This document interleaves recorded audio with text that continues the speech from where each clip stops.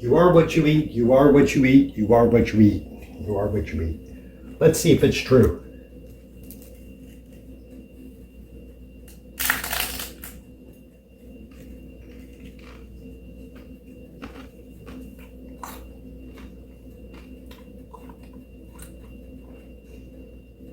Why am I not a taco? It's been said before, and it'll be said again. 90% of the people who move to Alaska wind up leaving during or immediately following their first winter here. It's no big mystery as to why this happens. YouTube videos with misleading information or filled with lies purely for entertainment are often taken as the truth because many people want to believe there is that perfect place where one can live. Many people want to believe that they can actually live for free homesteading with very little money. And if a person wants to believe something bad enough, that person is going to begin chasing an unrealistic dream. They jump in the car with no preparation and no money saved. Or they sell everything they own and load up their truck and head to the last frontier with no plans, a dream that will soon be destroyed, and a bunch of false information in how and where and why to do things once they get here. Reality TV shows on Alaska have also not helped, but I personally believe YouTube channels are the main reason that this happens more now than ever before. But for those of us who don't lose our entire life savings making bad decisions while moving to Alaska, and for those of us who didn't fall into the trap of believing we know Alaska before we got here, once we're here and we get through our first or second winter, especially if you live in remote Alaska, before those who fail head back home, they always give us some fascinating and exciting stories to pass on to others. And this is something I really enjoy about living in a smaller remote community. Not that other people failed or lost everything. You always feel bad for those people and what they went through and what they have to go through when they get back home to build their lives back up. But you meet very interesting people who came from all over the lower states, as well as several people who have come from overseas, all with the hope of trying to tame Alaska. Some of the people have made it.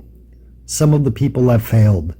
But most of the people you meet are currently in the process of finding out whether they will make it or whether they will be heading back home soon. Since I've been here, I've met them all. A couple from Vermont who sold their house and their cars and all of their belongings back home and moved to Alaska to homestead, finding out within 1 year it was more expensive to build a cabin on a piece of property they bought in remote Alaska than they had expected. And with the cabin only 40% of the way complete, they gave up their dream and went back home with a lot less than they came with. I've met a 65-year-old lady from California who moved to remote Alaska 4 years ago and who has finally decided to buy herself a little piece of property and cabin. And it's nice to hear stories like this because it seems like you meet fewer people who have made it here than those who have lost everything and went back home. I've also met a few newcomers who arrived to Alaska within the past 6 months. A young guy in his upper 20s who came from Colorado with no plans and no money, and he just wanted to see what would happen once he got here. He wound up getting a job very quickly at the gas station and found the room to rent for his first winter here.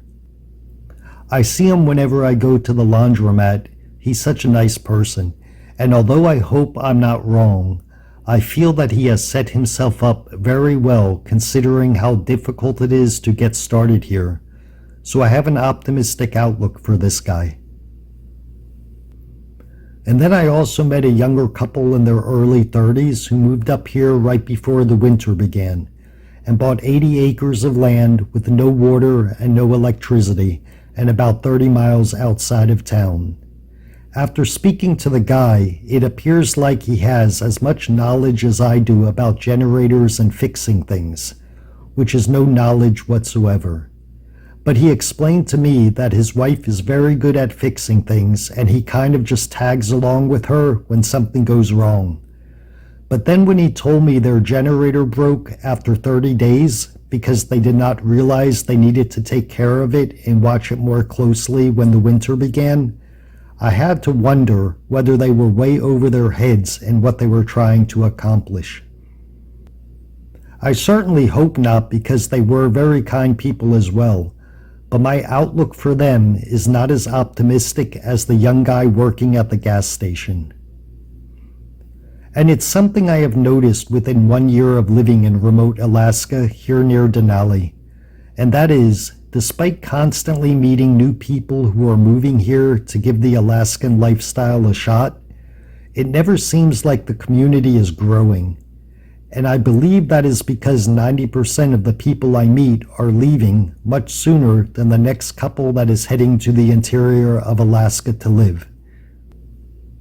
And over time, I will meet more of these newcomers.